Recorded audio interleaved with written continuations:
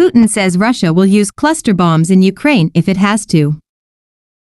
Moscow, July 16, Reuters. President Vladimir Putin said Russia had a sufficient stockpile of cluster bombs and reserved the right to use them if such munitions, the use of which he said he regarded as a crime, were deployed against Russian forces in Ukraine. Ukraine said on Thursday it had received cluster bombs from the United States, its biggest military backer, which says the munitions are needed to compensate for shell shortages faced by Kiev's forces at a time when they are mounting a counteroffensive. Cluster munitions are banned in more than 100 countries because they typically release large numbers of smaller bomblets that can kill indiscriminately over a wide area. Some of them inevitably fail to explode and can pose a danger for decades, particularly to children.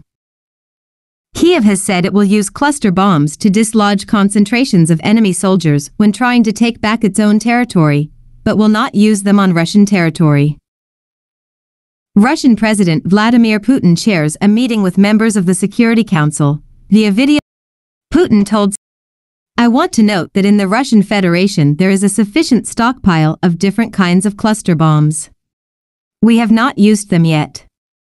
But of course, if they are used against us, we reserve the right to take reciprocal action."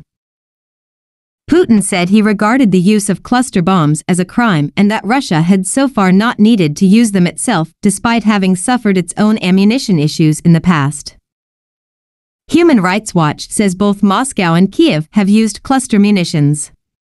Russia, Ukraine, and the US have not signed up to the Convention on Cluster Munitions, which bans the production, stockpiling, use, and transfer of the weapons.